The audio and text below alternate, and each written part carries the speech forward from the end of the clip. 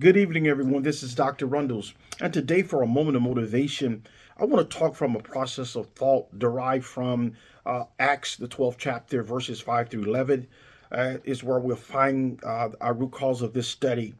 And I want to talk about the subject matter. Don't stop praying. How many realize that in the gospel according to St. Luke, he encourages us. He says, and he spake a parable to them to this end, that men ought to always pray and not to faint. How many realize that Jesus was concerned that his followers pray continually in order to accomplish the will of God in their life?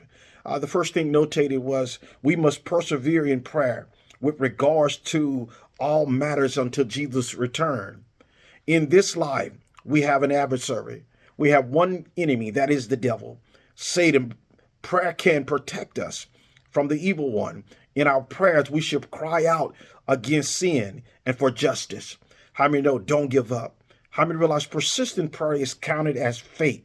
How many realize your prayer and faith, it counts? My God, he will hear your cry, for the Lord has promised, and his word is true.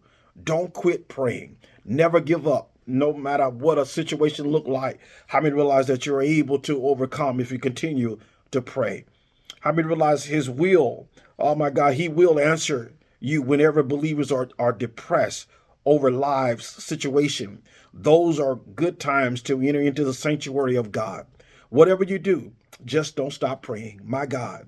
How many know I begin to look at the backstory of this text of the book of Acts, chapter number 12. The backstory is James, the brother of John, the Revelator, was killed. Herod tried to kill the entirety of the whole church. But how many realize what the church was at prayer? It was praying without ceasing, meaning praying without stopping. Don't stop praying. And because it pleased the Jews, he says in this text, how many realize he grabbed Peter also and determined after Easter, oh my God, to kill Peter also. How many realize that the enemy attacks the heads of the church? Peter, the foundation of what God has shared with him, upon this rock I'll build my church, and the gates of hell shall not prevail against it. I use my analogy is that James and John were the administrative assistant, Peter being the bishop in this my eyesight of my theology here. But how many realize that if they try to kill the head of the church, how many realize you kill the head, the body will die? But how many realize that? But we're standing upon a sure foundation, and that is Jesus Christ. So don't stop praying. How many know Peter, therefore, was kept in prison, but prayer was made without stopping of the church unto God for him. How many realize that God will deliver? Oh my God, you have to keep on praying. You can't give up on your children. You can't give up on your loved ones. You can't give up on anybody because you got to continue to pray. How many of the church kept praying? God delivered him from the expectations of the devil. God has delivered me from every expectation of the devil. God has blocked some things that the devil tried to destroy you in. I want to share in this moment that I really have victory in the face of defeat.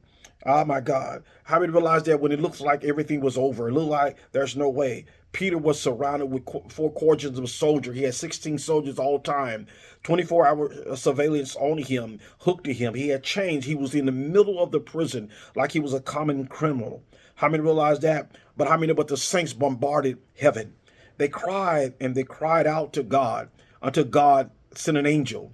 How many know the angel comes into the prison? Oh my God. He touched Peter, oh my goodness, on the shoulder, telling him to wake up. And how many know one thing that I want to grasp tonight is that when Peter stood up, the chains fell off.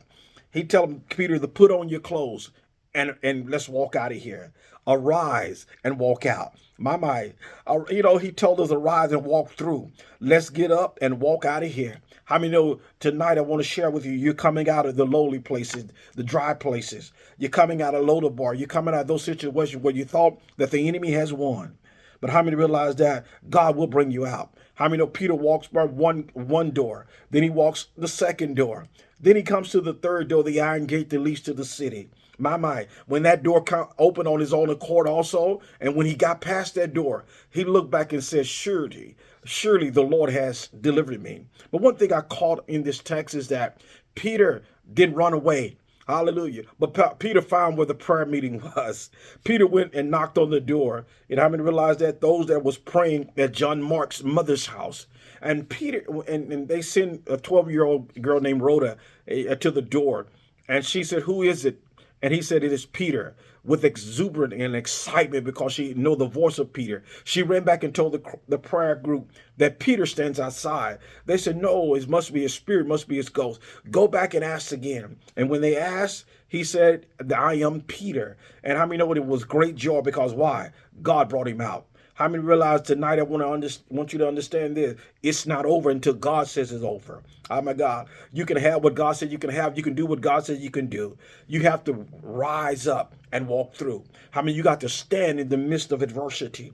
How many realize tonight, as I close tonight, the Lord brought you out? How many know God is going to bring you out of those dark places? God is going to bring you out of situations you never thought you'd come out of. How many know? But one thing I want you to do, never give up on no one. Keep on praying. Keep praying. How many know? Because God is going to turn it around. How many know when you pray and praise? How many know praise invites God into your situation? And how many know when God is able to turn your situation around? How many know God brought you out? And you can testify tonight. You can say, well, God brought me out of this. He brought me out of that. Oh my God, the song said he brought me through this. He brought me through that. And I'm so thankful tonight that God bring you out. But I want to remind the saints tonight, don't stop praying. It's not over until God says it's over. May God bless you. May God keep you.